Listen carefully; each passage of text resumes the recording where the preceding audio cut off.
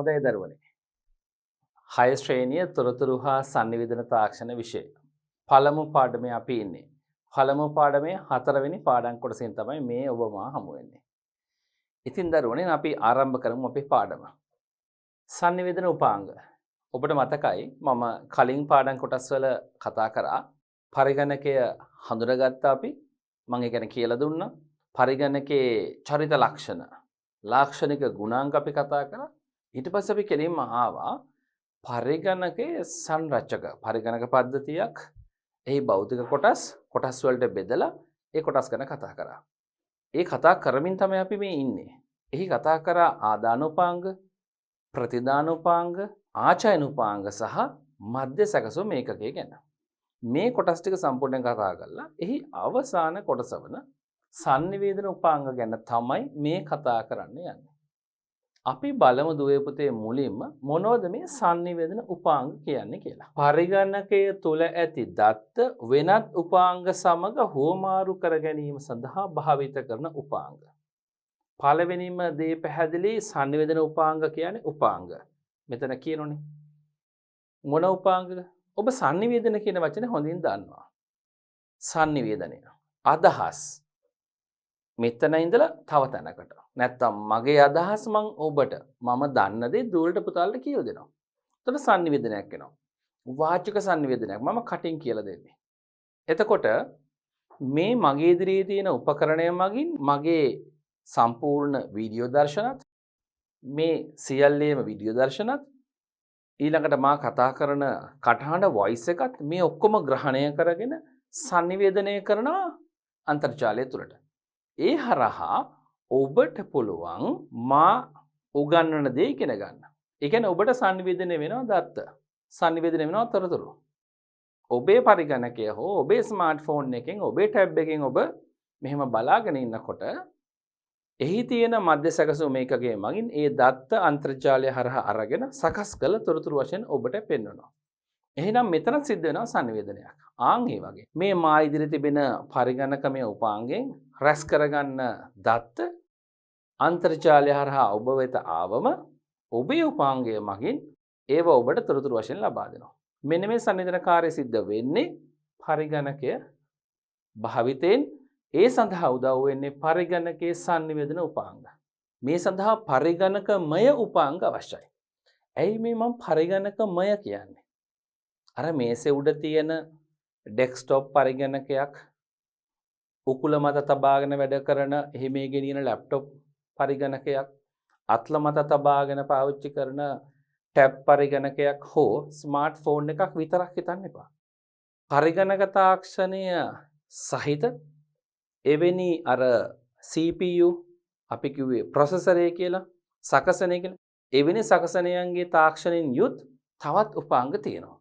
අන්න ඒක තමයි දුවේ පුතේ මං කිව්වේ පරිගණකමය උපාංග කියලා. හොඳයි. ඔබට ඒ කොටසත් තේරුණා. දැන් අපි බලමු කවුද මේ sannivedana උපාංග අපට නිතර හමු වෙන. පළවෙනි කෙනා ඔබට මෙයාව නම් නිතර දකින්න පුළුවන්. ඔබ පරිගණක විද්‍යාගාරයේ පාවිච්චි කරන පරිගණකෙත් මෙයා ඉන්නවා. ඔබ ගෙදර පාවිච්චි කරන පරිගණකෙත් මෙයා ඉන්නවා. ඩෙස්ක්ටොප් පරිගණකයක නම් අනිවාර්යෙන් ඉන්නවා. ලැප්ටොප් පරිගණකයක ඉන්නවා මෙයා වෙනස්. ප්‍රධාන පරිපතයට සම්බන්ධ වෙලාමයි එන්නේ. මේ වගේ වෙනම කාඩ් එකක් විදිහට එන්නේ නැහැ. මේ උදාහරණ දෙකම sannivedana උපාංග වන ජාල කරන අතුරු මුහුණත් කාඩ්පත්. මේ දෙකින්ම කරන එකම කාර්යය භාවිත කරන රැහන් වර්ගය වෙනස්. වයර් එක sannivedanaya සඳහා සම්බන්ධ කරන පාවිච්චි කරන වයරය නැත්නම් රැහන් වර්ගය වෙනස් නිසා තමයි මේ දෙකක් තියෙන්නේ බලන්න.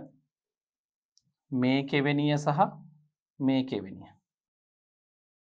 ඔබට මේ පරිපතේ නම් මේ NIC මං කෙටියෙන් කියන පුතේ මේ NIC එකේ නම් මේ කෙවෙනියම මේකෙත් තියෙනවා. අතන මේකේ කෙවෙනි දෙකක් තියෙනවා. මේකේ තියෙන්නේ මේ වර්ගයේ කෙවෙනියක් විතරයි. මේකට මං නම කිව්වා මොකද්ද පුතේ? ජාලකරණ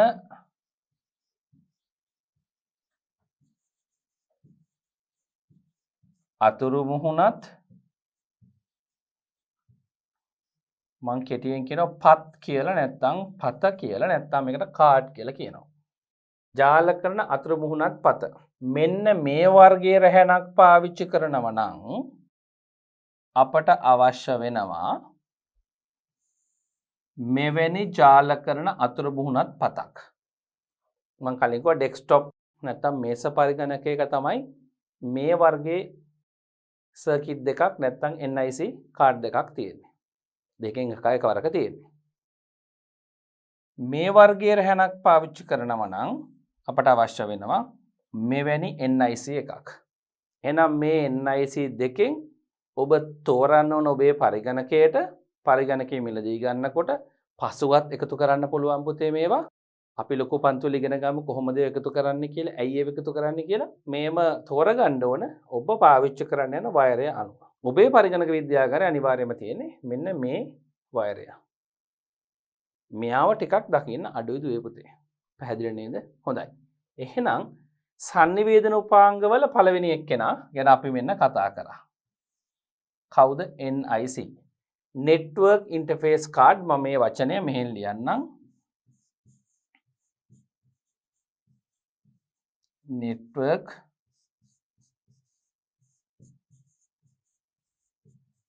interface card. මේවා මම කැපිටල් කරන්න. එතකොට මේක කෙටියෙන් කියනවා NIC කියලා. මේකට සමාන දීමක් සාමාන්‍ය විහාරව බහලා තියෙනවා national identity card කියලා. ඒ national identity card නෙවෙයි මේ තියෙන්නේ network interface card. හොඳයි. මම ඔබට ඒ ගැන පොඩි මතක් කිරීමක් කරේ.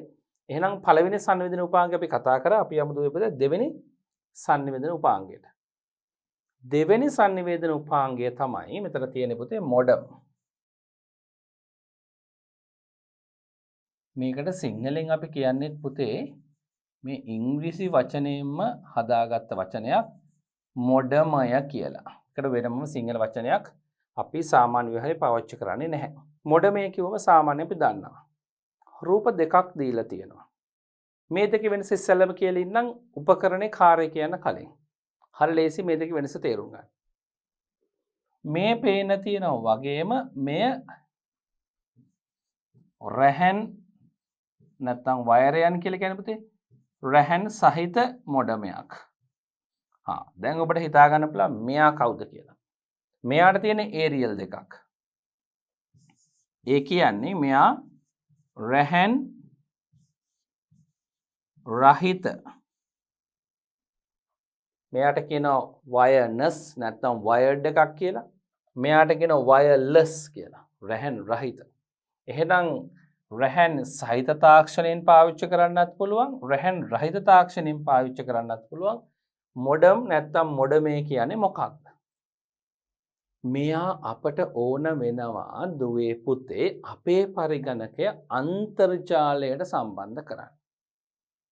මෙහෙම උපකරණයක් නැතුව අපට කිසිසේත්ම බෑ අපේ පරිගණකය හෝ අපේ මුළු පරිගණක ජාලයම අන්තර්ජාලයට සම්බන්ධ කරන්න. දැන් ඔබට තේරෙනවා ඒ මම කරපු ප්‍රකාශයෙන් ඉන් අදහස් වෙනවා ඔබේ පාසලේ පරිගණක විද්‍යාගාරයේ අන්තර්ජාල පහසුකම තියෙනව නම් අනිවාර්යයෙන්ම මෙන්න මේ sannivedana උපාංගය වන මොඩම් එක හෝ අපි ඊළඟට කතා කරන රවුටර් එක හෝ තියෙන්න ඕන.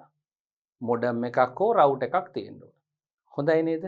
දැනට සරලව තේරුම් ගනිමු මොඩම් එක කියන්නේ කවුද? එයා කරන්නේ මොකක්ද? දැන් දන්නවනේ එයා කරන්නේ මොකක්ද කියලා සරලව අන්තර්ජාලයට අපිව සම්බන්ධ කිරීම. මෙයාට තමයි හැකියාව තියෙන්නේ. ඒක වෙන්නේ කොහොමද කියලා දූල පුතාලට ඉහළ පන්තිවලදී ඉගෙන ගන්න පුළුවන්. මෙයාගේ මේ රැහන් සහිත මොඩමේ දිහා බැලුවම මේ එක වයරයක් භාවිතයෙන් අන්තර්ජාලයේ දෙසින් එන දත්ත මොඩම් එක තුරට අරගෙන පරිගණකයට තේරුම් ගන්න පුළුවන් දත්ත බවට පත් කරලා මේ පැත්තෙන් හිතන්න පරිගණකයට ලබා දෙනවා කියලා. එතකොට මේ මොඩම් එක මෙන්න මේ රැහන් දෙකෙන් තමයි sannivedana කටයුත්ත කරන්නේ. ඒ හා සමානව මේ රැහන් රහිත මොඩමෙන් කරන්නේ අවකාශයේ දිගේ වායුගෝලය හරහා සිග්නල්ස් විදිහට සංඥා විදිහට එන දත්ත ලබා ගන්නවා. හිතන්න මේ ඇන්ටනාව කියලා. එහෙම බාහිරින් බලලා අඳුර ගන්න බෑ.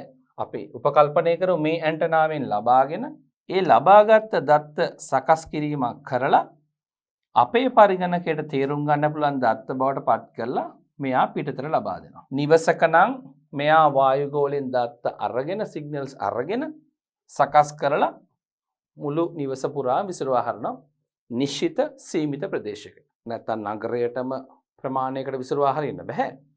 නිවස දක්වා කිසියම් ප්‍රමාණයකට මෙයා සීමිත ප්‍රදේශවල විසිරවා හරිනවා. එතකොට ඒ ප්‍රදේශයේ ඉන්න අපේ ලැප්ටොප් පරිගණකයට, ටැබ් පරිගණකයට, ස්මාර්ට් ෆෝන් එකට පුළුවන් මේ සිග්නල්ස් අරගෙන අන්තර්ජාලයට සම්බන්ධ වෙන්න. පැහැදිලි නේද ඔය පුතේ? ඩෙස්ක්ටොප් පරිගණකයට බැරිද? පුළුවන්. හැබැයි ඒකට විශේෂිත උපාංගයක් සවි කරන්න ඕන. අපි ඒ ගැන පස්සේ ඉගෙන ගමු.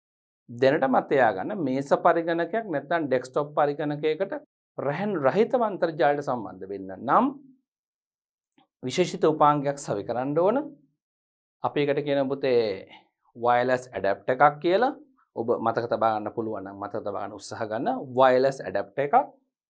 ඒ උපාංගය සවි කරා මේ සිග්නල්ස් අරගන්න පුළුවන් යාට. එහෙම නැත්නම් වයර්ඩ්, එහෙම නැත්නම් රැහන් තියෙන මොඩම් එකක් මගින් ඒ වයරයෙන් පුළුවන් ඩෙස්ක්ටොප් පරිගණකයට අන්තර්ජාල පහසුකම ලබා ගන්න. පැහැදිලි නේද පුතේ? එහෙනම් මොඩම් කියන මේ දෙවෙනි sannivedana උපාංගයත් අපි කතා කරලා ඉවරයි. අපි එහෙනම් යමු දුවේ පුතේ ඊළඟ sannivedana උපාංගය වන රවුටර් එක ගැන කතා කරන්න. ඔව් මෙයාගේ නම රවුටර්. මෙයාටත් අපි කියනවා රවුටරය කියලා. මෙයත් ඔබට පේන වර්ග දෙකක්. දැන් ඔබට අනුමාන කරන්න පුළුවන් ඔබේ අනුමානය හරි වෙන්න ඕන. මෙයා රැහන් සහිත රවුටරයක්. මෙයා රැහන් රහිත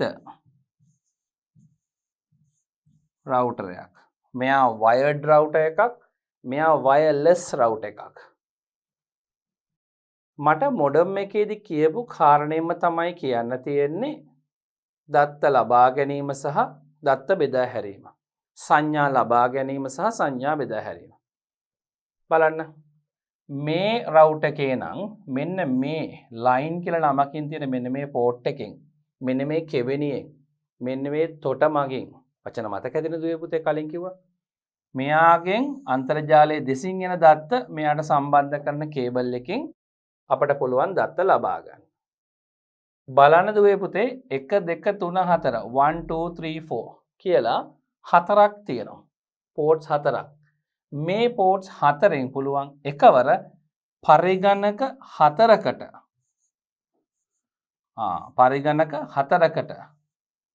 එකවර අන්තර්ජාල සම්බන්ධතාවය ලබා දෙන්න පුළුවන් මේ රවුටර් එකේ.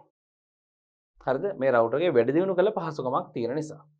එතකොට මෙන්න රැහන් සහිත රවුටර් එකක් වැඩ කරන ආකාරය.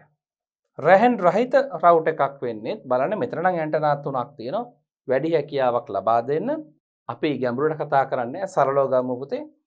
වායුගෝලය හරහා එන දත්ත එක ඇන්ටනාවක් මගින් ලබා ගන්නවා.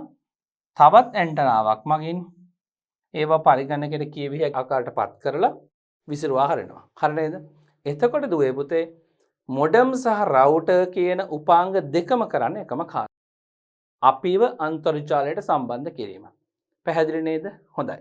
එහෙනම් මෙන්න sannivedana උපාංගවල තුන්වන උපාංගයත් අපි කතා කරලා ඉවරයි. දැන් ඔබට ප්‍රශ්නයක් තියෙනවා ඔළුවේ. අන්තිමට මම මේ පුංචි ප්‍රශ්නෙත් විසඳලා ඉන්නම්. මොකද්ද දුවේ පුතේ ප්‍රශ්නේ? මොකක්ද රවුටර් එක සහ මොඩම් එකේ වෙනස? ඒ තමයි මොඩම් එකට වඩා රවුටර් එක තරමක් බුද්ධිමත්. මම එහෙම කියන්නම්. ඒ කිව්වේ මොඩම් එකට වඩා රවුටර් එක ක්‍රියාකාරීත්වයේ අතින් performance අතින් ඉහළ මට්ටමක ඉන්නවා. හොඳයි. එහෙනම් ඕන්න එහෙනම් අපි sannivedana උපාංග ගැනත් කතා කරලා ඉවරයි. මොනවද කතා කරේ? ජාල කරන අතුරු මුහුණත් කාඩ්පත් ගැන කතා කරා. මොඩමය ගැන කතා කරා. රවුටර් ගැන කතා කරා. අපි එහෙනම් දුවේ පුතේ පරිගණක පද්ධතියක භෞතික උපාංග වන සංරචක වර්ග පහම කතා කරලා ඉවරයි.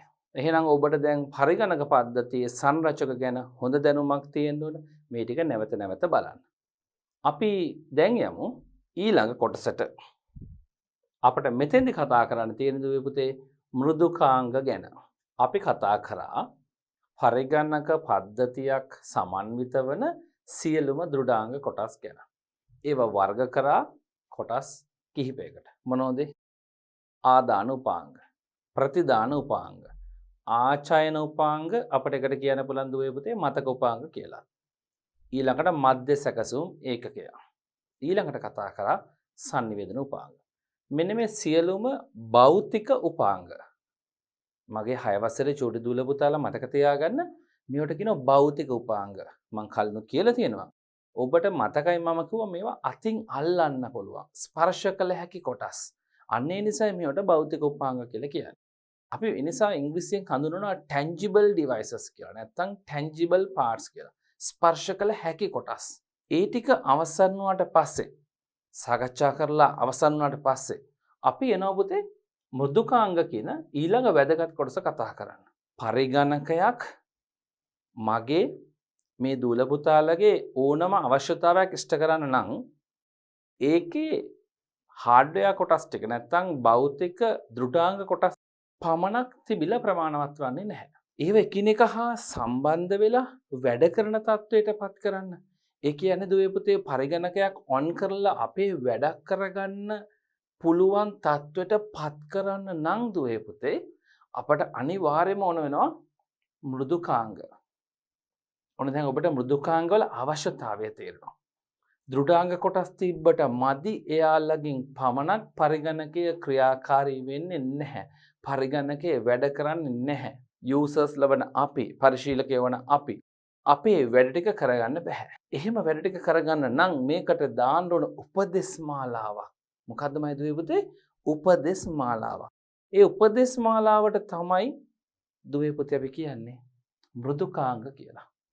එහෙනම් මේ හැඳින්වීම දැන් ඔබට තේරෙනවා. පරිගණකය මගින් යම් කාර්යයන් ඉටු කර ගැනීම සඳහා සකස් කළ උපදෙස් මාලාවක්.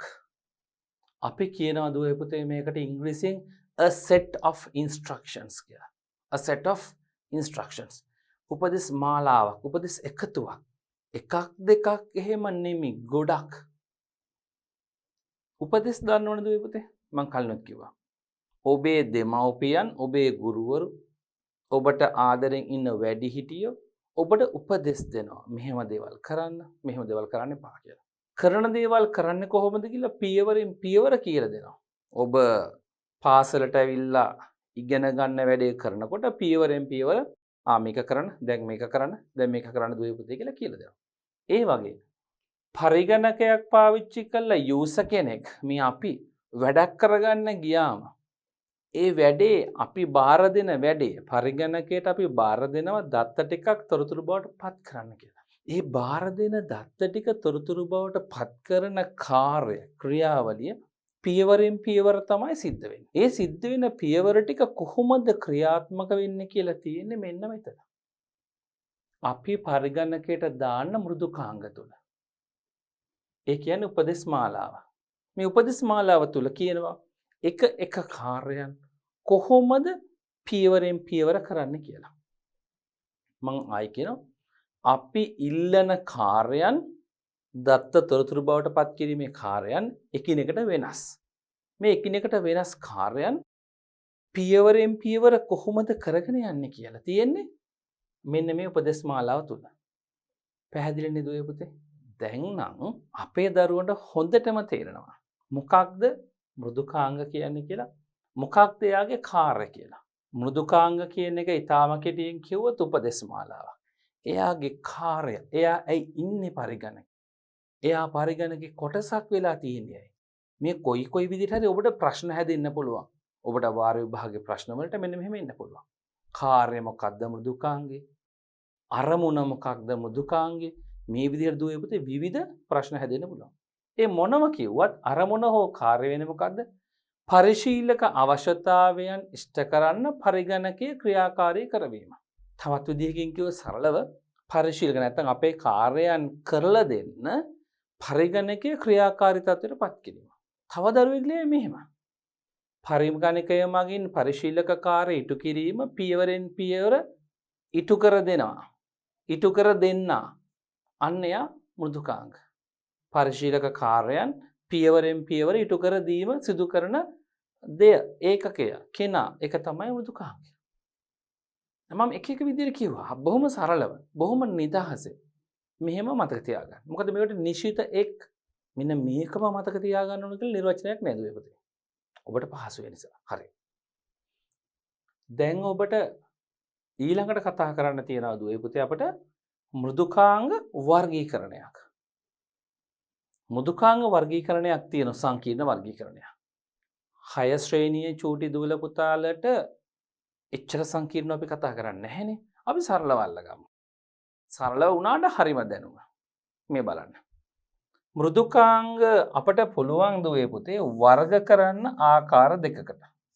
සාමාන්‍යයෙන් අපි මොන වයස් මට්ටමේදී වුණත් මෘදුකාංග වර්ග කරන්නේ මෙන්න මේ ආකාරයට. මොන අධ්‍යාපන මට්ටමේදී වුණත් අපි කියන්නේ එහෙමයි. ඔබ අපොස උසස් පෙළ පන්ති වල අයියලක් කළ මෘදුකාංග ගැන වර්ග කරන්නේත් මෙහෙමයි. පද්ධති මෘදුකාංග, යෙදුම් මෘදුකාංග. මතක තියාගමු චුටි දුවේ පුතේ. පද්ධති මෘදුකාංග සහ යෙදුම් මෘදුකාංග. දැන් මේ දෙක අඳුරගමු. මොනවද පද්ධති මෘදුකාංග කියන්නේ? මේකේ වචනේ පරිසමාප්ත අර්ථයෙන්ම තියෙනවා. පද්ධති මෘදුකාංග. පද්ධතිය මෙහෙවන මෘදුකාංග. දැන් ඔබ කියයි දැන් සර් ටිකකට කලින් කිව්වනේ මෘදුකාංග වලින් කරන්නේ මෘදුකාංග කියන්නේ උපදේශ මාලාවක් එකකින් කරන්නේ පරිගණක පද්ධතිය මෙහෙම කියලා. ඔව්. ඒක ඇත්ත. මෙන්න ඒ ටික. තවත් අය ඉන්නවද? ඔව්. මේ අනිත් අය. මේ මෘදුකාංග ගැන පොදු හැඳින්වීම. මෙයාලත් පරිගණකයේ යම් කාර්යයක් කරද්දී උදව් කරනවා. අපි කිව්වේ කාර්යයන් කරලා දෙනවා කියලානේ.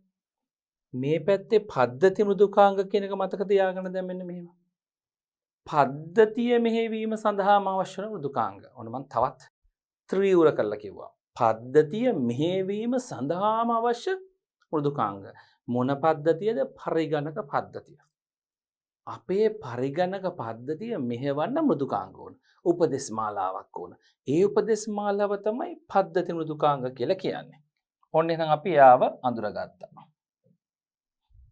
පද්ධතිය මෙහෙවන්න අපි පාවිච්චි කරන මෘදුකාංග. පද්ධති මෘදුකාංග. ඊට පස්සේ අපිට තියෙන මේ පැත්තෙන් පුතේ යෙදුම් මෘදුකාංග. අපි බලමු කවුද මේ යෙදුම් මෘදුකාංග කියන්නේ කියලා. මෙයාලා ඍජුවම භාවිත වෙන්නේ අපේ කාර්යයන් කරලා දෙන්න. දැන් මට ඕන පරිගණකින් ගීතයක් ශ්‍රවණය කරන්න. එතකොට ඒකට මෘදුකාංගයක් ඕන. ඒකට වෙන මෘදුකාංගයක් ඕන.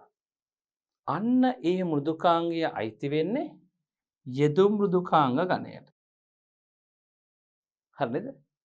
ගීත ශ්‍රවණය කිරීම සඳහා ගීත ධාවනය කිරීම සඳහා අවස්ථාව සලසන මෘදුකාංග. ඒකත් උපදේශ මාලාවක්. එම කාර්ය කරන්නේ කොහොමද කියලා පියවරෙන් පියවර උපදේශ ටික තියෙන එතන. තව තියෙනවා. මට අවශ්‍යයි ලේඛනයක්. දරුවන්ගේ නම් ලැයිස්තුව ටයිප් කරන්න. මේක ලේඛනයක්. මේ ලේඛනය හදන්න මට උදව් වෙන වදන් සැකසුම් මෘදුකාංග තියෙනවා. Microsoft Word වගේ. right? Google Docs වගේ. මෙන්න මෙවැනි වදන් සැකසුම් මෘදුකාංග ටික ඔක්කොම අයිති වෙන්නේ පුතේ යෙදුම් මෘදුකාංග ගොඩට. ඇයි දන්නවද? එයාලා කෙලින්ම පාවිච්චි කරන්නේ අපේ වැඩක් කරගන්න. මේ පැත්තේ තියෙන softwares අපි open කර කර වැඩ කරන්න යන්නේ නැහැ. ඒවා ස්ථාපනය කරලා පස්සේ අපි ලබා දෙන යම් යම් විධාන මත ඒ අවශ්‍ය මෘදුකාංගය ස්වයංක්‍රීයව සිලෙක්ට් වෙලා ඇවිල්ලා ක්‍රියාත්මක වෙනවා. මෙතන අපි කරන කාර්යයන් වශයෙන් මෘදුකාංග වෙන් වෙනවා. දැන් මම කිව්ව එකක් ගීත ශ්‍රවණය කරන්න. ඒ මෘදුකාංගයෙන් බොහෝ විට පාවිච්චි කරන්න පුළුවන් වීඩියෝ දර්ශන බලන්න, චිත්‍රපටි නරඹන්න, ලේඛන හදන්න වෙන මෘදුකාංග තියෙනවා. ඒක යෙදුම් මෘදුකාංගයක්. අපි කියන මේකට ඉංග්‍රීසියෙන් පුතේ මම මේ වචනේත් ඔබට දෙන්නම් හුරු වෙන්න මේ වචන. අපි ඒවට කියනවා පුතේ application software.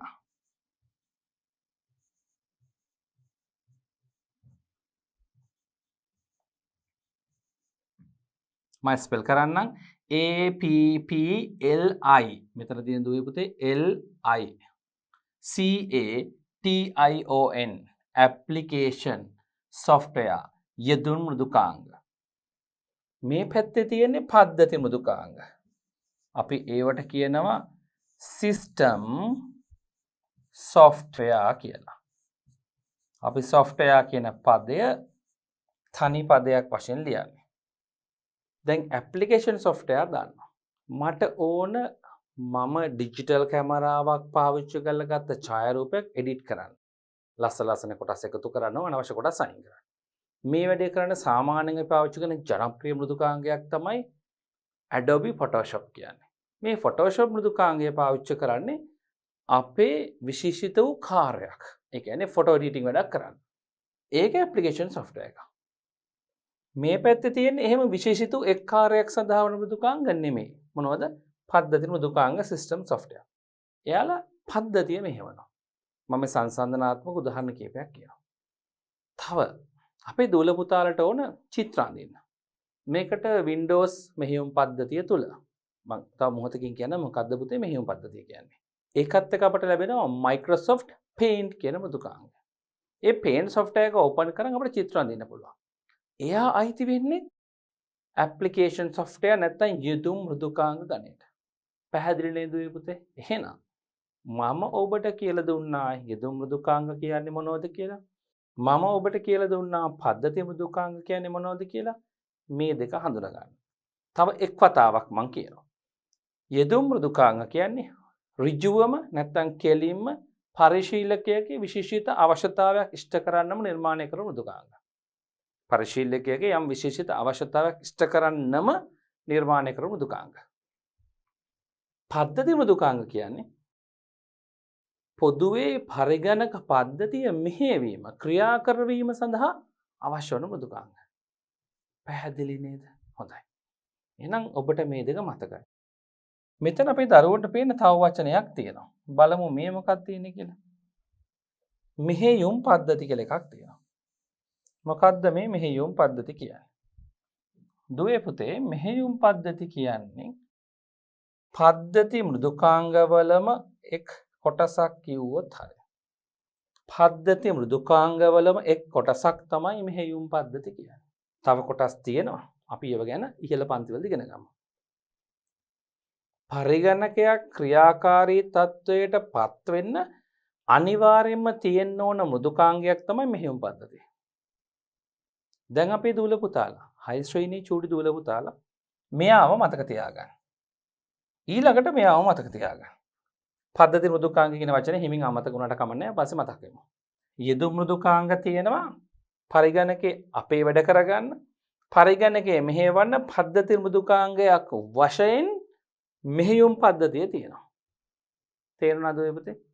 එහෙනම් මෙන්න මේ මෙහෙයුම් පද්ධතිය පරිගණකේ ක්‍රියාකාරීත්වය රැකගන්නවා ක්‍රියාකාරීත්වය ඉටු කරගෙන යනවා. මෙහෙයුම් පද්ධතිය.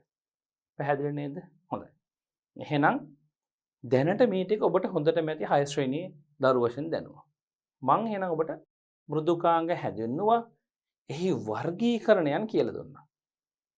දැන් මට හොඳ විශ්වාසයක් තියෙනවා.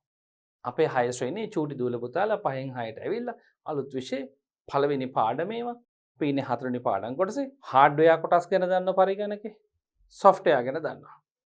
ලොකු දැනුමක්. අපි යමු ඉස්සරහට. මෙන්න මේ මෘදුකාංග මම අර කරපු වර්ගීකරණයම උදාහරණ ටිකක් එකතු කරලා තියෙනවා. බලන්න පුතේ. කලින් කරපු වර්ගීකරණයම සොෆ්ට්වෙයාර් බෙදනවා කොටස් දෙකකට පද්ධති මෘදුකාංග සහ යෙදුම් මෘදුකාංග කියලා. යෙදුම් මෘදුකාංග වල එක් කොටසක් තමයි මෙහෙයුම් පද්ධති. මෙන්න මෙහෙයුම් පද්ධති වලට උදාහරණ. තේරුණාද? මොනවද පුතේ? මෙහෙයුම් පද්ධති වලට උදාහරණ. මේක පුතේ කියන්නේ අපි Windows මෙහෙයුම් පද්ධතිය. ඔන්න ඔබ මතක තියාගන්න. මොකද්ද පුතේ? Windows මෙහෙයුම් පද්ධතිය. ඔබට නිතරම හමු වෙන ඔබේ පාසලේ පරිගණක විද්‍යාගාරයේ තියෙන සියලුම පරිගණක වලට Windows මෙහෙයුම් පද්ධතිය තමයි බොහෝ විට ස්ථාපනය කරලා තියෙන්නේ. හරි. මේ ඊළඟට තියෙන්නේ පුතේ Linux. ඔබ මේවා සටහන් කරලා තියාගන්න. මේ රූප සටහන් මතක තියාගන්න. මේ යාළුවගේ trademarks වෙළඳ නාමයන්. ඔවුන්ටමයි. Windows තියෙනවා, Linux තියෙනවා. Apple ගෙඩියක් කොටසක් කාලා වගේ තියෙනවා නේද? මේකට කියන්නේ පුතේ Apple Mac OS එක කියලා. මේකට Mac OS කිව්වම ඇති මම ඔබට මතකෙට ඉන්න Mac OS කියලා මෙහෙම ලියනවා. මේ තුනම පාවිච්චි වෙන්නේ පරිගණකවල මොනවාද පුතේ? මෙහෙයුම් පද්ධති විදිහට. මේ තුනම Windows, Linux, Apple Mac OS. හරිනේ? තව ඔබ අතේ තියෙනවා ඔබේ අම්මා තාත්තා අතේ වැඩිහිටි සහෝදර සහෝදරියන්ගේ අතේ තියෙනවා දුවේ පුතේ ජංගම දුරකථන ස්මාර්ට්ෆෝන්ස්. මේ ස්මාර්ට්ෆෝන්ස් අපි කිව්වා පාඩම තුල මේවත් පරිගණනමය උපාංග. මයික්‍රොචිප් එකකින් ප්‍රොසෙසර් එකක් සකසනයක් CPU එකකින් වැඩ කරනවා කියලා. එහෙනම් ඉතින් මේවයි තියෙනවනේ මෙහෙම පද්ධතියක්. මුළු පද්ධතියම පාලනය කරන්න. තියෙනවා. මේ තියෙන්නේ ප්‍රධානම මෙහෙයුම් පද්ධති දෙක දැනට ලෝකේ පාවිච්චි කරනවා. තවත් තියෙනවා මේ තියෙන ප්‍රධානතම දෙක. සාමාන්‍යයෙන් අපි වැඩිපුර පාවිච්චි කරන පොදු ජංගම දුරකථන වල පොදුවේ තියෙන මෙහෙයුම් පද්ධතිය තමයි දුවේ පුතේ Android කියන්නේ. මේ ලකුණු නම් ඔබ දැකලත් මතක ඇති. Apple smartphones වල තියෙන පුතේ iOS කියන මෙහෙයුම් පද්ධතිය. එහෙනම් මේ iOS සහ Android කියන්නේ මොන මෙහෙයුම් පද්ධතිද? ස්මාර්ට් ජංගම දුරකථනවල. සුහුරු ජංගම දුරකථනවල තිබෙන මෙහෙයුම් පද්ධති දෙක. පැහැදිලිනේ? හොඳයි. හරි. අපි යමු යෙදුම් මෘදුකාංග පැත්තට. එහි තිබෙනවා මෘදුකාංග 6ක් උදාහරණ වශයෙන් දීලා.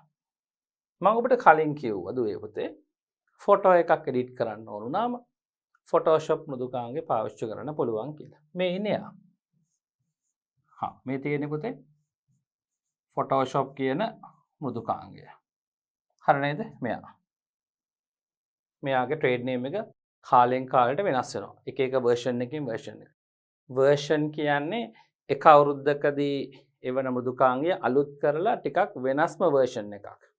අලුත් කරපු ඊට වඩා වැඩි පහසුකම් සහිත version එකක්. නැත්නම් සංස්කරණයක් ඊළඟ අවුරුද්දේ හෝ ඊළඟ අවුරුද්දක එවනවා.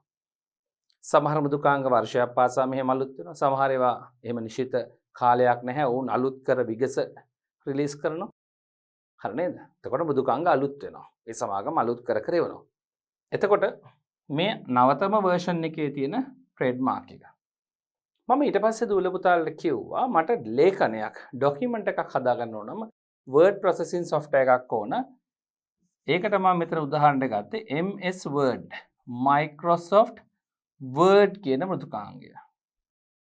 මේ Windows මෙහෙයුම් පද්ධතිය හදන සමාගමම තමයි Microsoft Word මෘදුකාංගයත් හදන්නේ. මේකේ නම Microsoft Windows, මේකේ නම Microsoft Word. අපි එකක් දැනගමු. හරිද? right. තව එහාෙන් තියෙනවා මෙයාට කියනවා VLC කියලා. අපට ගීත ශ්‍රවණය කරන්න, වීඩියෝ දර්ශන බලන්න, කාටුන් චිත්‍රපටි වගේ, නාට්‍ය වගේ අන්න ඒකට අවශ්‍ය දහවක මෘදුකාංගයක් තමයි මේ තියෙන්නේ. application software අපේ කාර්යයන් කරගන්න. අපට අන්තර්ජාලයට යන්න ඕන. ඒකට ඕන පුතේ විශේෂිත මෘදුකාංගයක්. මේ තියෙන්නේ. මෙයා අපි කියන පුතේ Google Chrome කියලා. Google සමාගම විසින් ලබා දෙන Google Chrome කියන මෘදුකාංගය. මෙයාව අපේ පරිගණකේ ගබඩා කරගත්තම අපි ඒකට කියන ස්ථාපනය කරනවා කියලා, ඉන්ස්ටෝල් කරනවා කියලා. ඒ කරාට පස්සේ අපිට මෙයා පාවිච්චි කරලා අන්තර්ජාලයට යන්න පුළුවන්. අන්තර්ජාල සම්බන්ධතාවයක් තියෙන්න ඕන. අන්තර්ජාල සම්බන්ධතාවයක් තිබුණාට මදි මේ වගේ මෘදුකාංගයක් නැත්නම් ඒත් යන්න බෑ. එහෙනම් මෙයා හරහා කරගන්න පුළුවන්. ඊට අමතරව මෙන්න මේ Windows මෙහෙයුම් පද්ධතිය අලෙවි කරන MS Word කියන software එක අලෙවි කරන සමාගමම මෙන්න මේ Internet Explorer කියන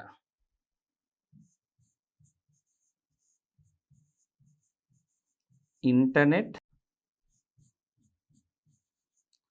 Explorer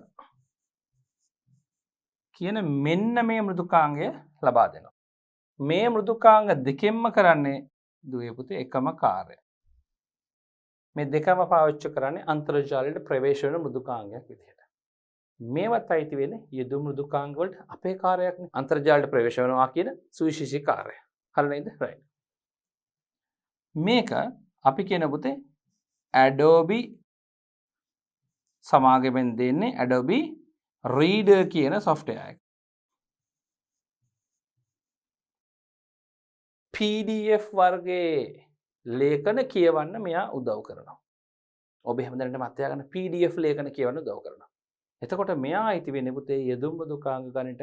මොකද අපේ වැඩක් කරගන්න උදව් කරන නිසා. හරි නේද? හොඳයි. එහෙනම් දුවේ පුතේ මම ඔබට කියලා දුන්නා මෘදුකාංග වර්ගීකරණය තුළ උදාහරණ රාශියක්.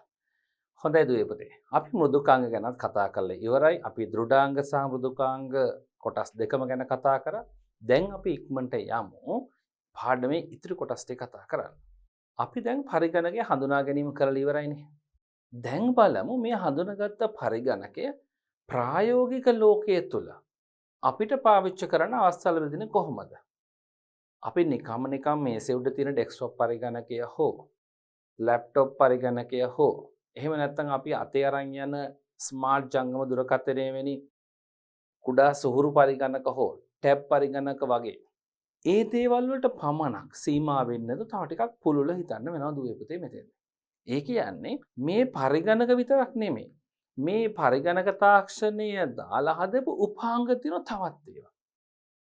ඔබට තේරුණාද?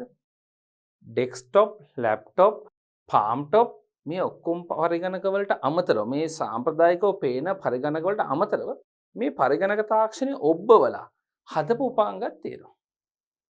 මේ ආකාරයෙන් විවිධ උපාංග ගණනාවක් අපි මේ වෙනකොට මේ සමාජය තුළ අපේ දෛනික පාවිච්චියට අපි අරන් තියෙනවා. දැන් අපි කතා කරන්න යන්නේ අන්න ඒව ගැන. ඔබට මෙන්න මේ කරුණු ටික මම කලින් අවස්ථාව කතා කරා. මතක ඇති. පරිගණකයේ භාවිතය. ඇයි දුවේ පුතේ අපි පරිගණක පාවිච්චි කරන්නේ? යම් කිසි ප්‍රයෝජනයන් සඳහා. මොනවද පුතේ? අපේ සංකීර්ණ කාර්යයන් වඩා කාර්යක්ෂමව, වඩා පහසුවෙන් හා වඩා නිවැරදිව ඉටු කරගන්න. මම මේක පොඩ්ඩක් මතක් කරන්නයි ගත්තේ. විස්තර කරන්න නෙමෙයි. අපේ කාර්යයන් සංකීර්ණයි.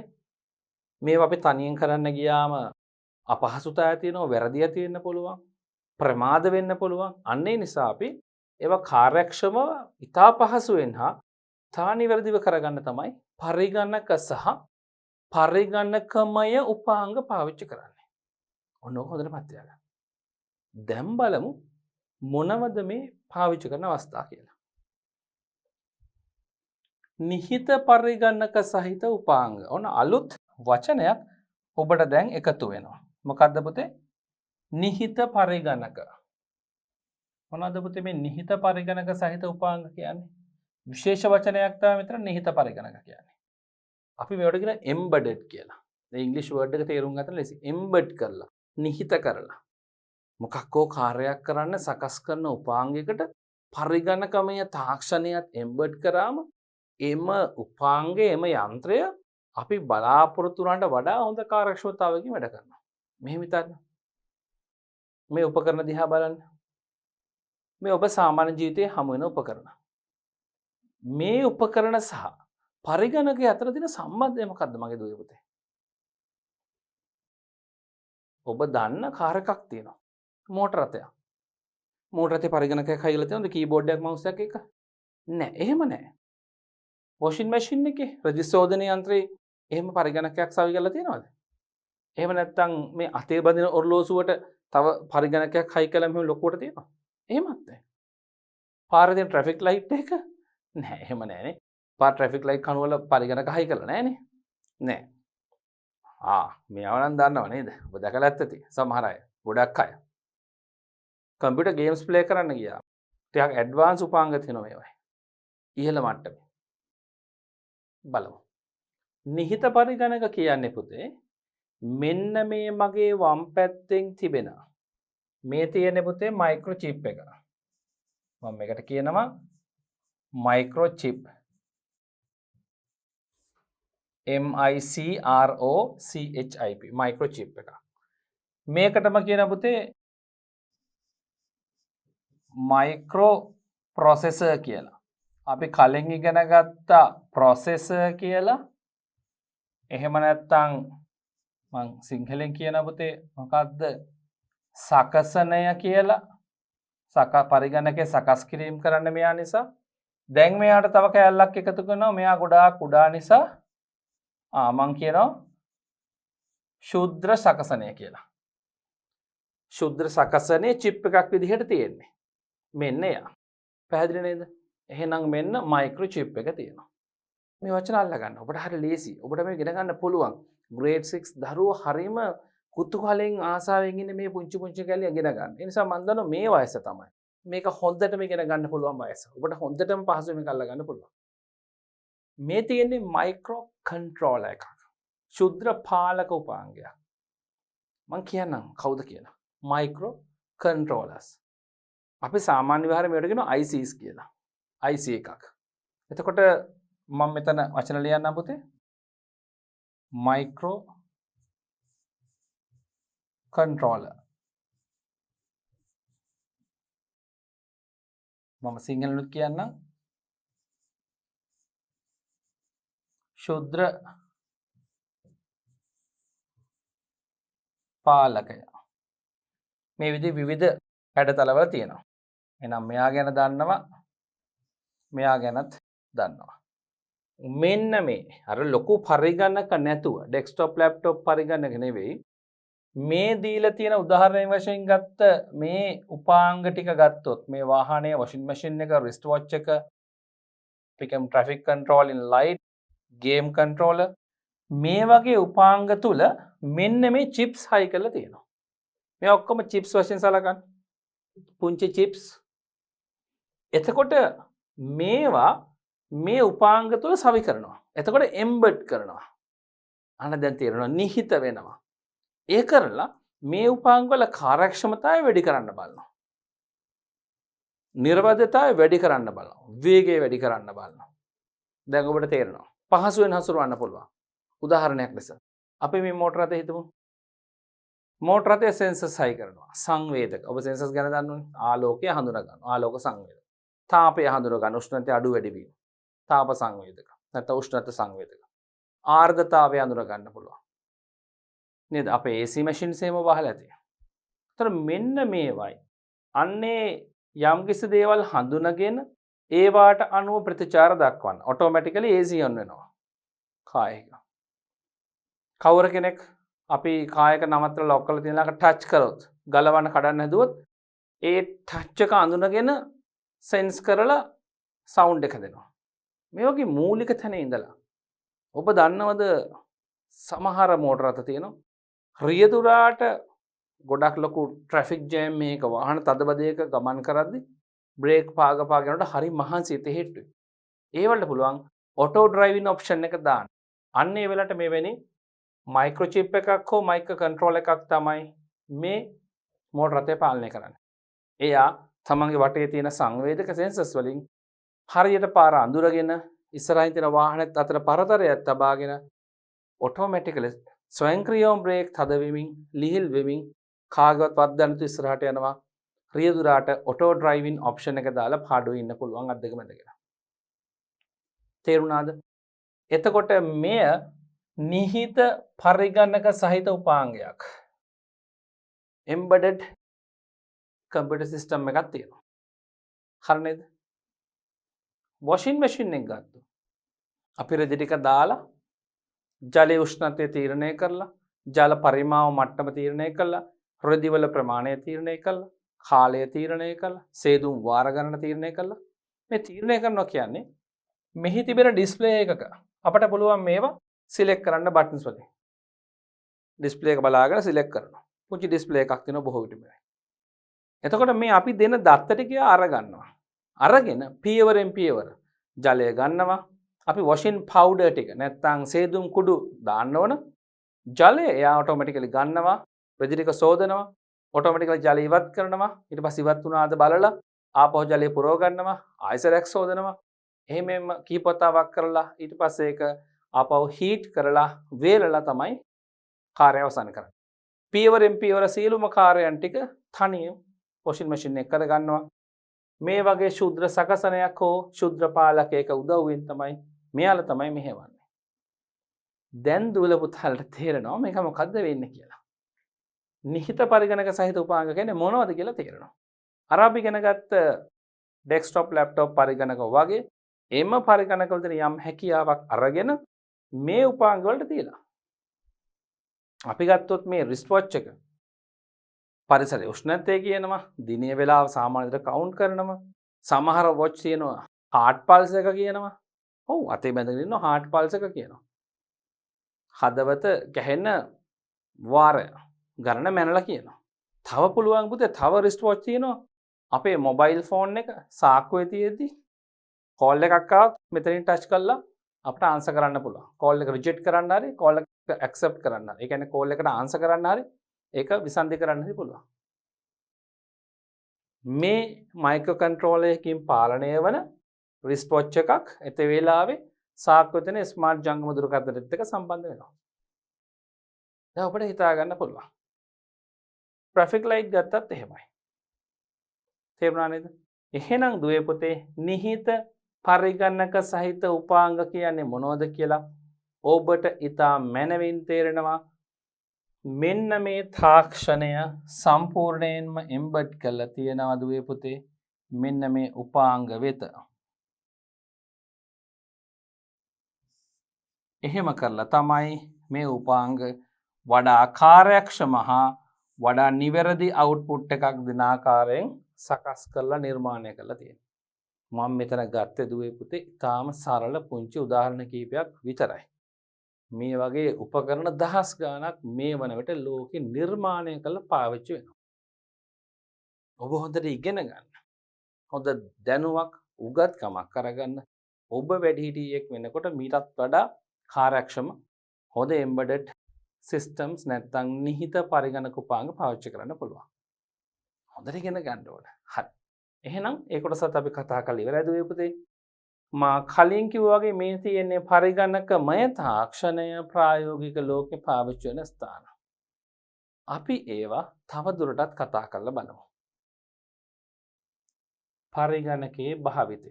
අපි මෙතන කතා කරේ මොකද්ද? නිහිත පරිගණක සහිත උපාංග අන්න ඒවා කොහොමද භාවිත වෙන්නේ කියලා. දැන් මේ කතා කරන්නේ ඒ උපාංගත් එක්ක ඩෙස්ක්ටොප් ලැප්ටොප් පාම් ටොප් පරිගණකත් එක්ක එම පරිගණක සහ පරිගණකමය සියලුම උපාංග අර නිහිත පරිගණක පද්ධති මේ ඔක්කොම ටික සමාජයක් තුළ මොන මොන ශේෂ්ත්‍රවල කොයි ආකාරයෙන් පාවිච්චි කරනවද කියලා අපි දැන් කතා බහ කරලා බලන්න යන්නේ. පැහැදිලි නේද? එහෙනම් බලන්න මොනවද මේ ශේෂ්ත්‍ර? බලන්න පුතේ තියෙනවා අධ්‍යාපන ශේෂ්ත්‍රය තුළ පාවිච්චි වෙන ආකාරය අපි සාකච්ඡා කරන්න යනවා. සෞඛ්‍ය ශේෂ්ත්‍රය තුළ පාවිච්චි වෙනවා. කර්මාන්ත තුලත් පාවිච්චි වෙනවා. කෘෂි කර්මාන්තය නේද? මේක තුලත් පාවිච්චි වෙනවා. මූල්‍ය කියවම දරුවට එකපාරට දහසක් එන්නේ නැහැ මම පැහැදිලි කරන්න. ඔය බැංකු ආශ්‍රිත ආයතන කියලා හිතා ගන්න. හොඳයි. ඊළඟට ප්‍රවාහන ශේෂ්ත්‍රය. හොඳයි.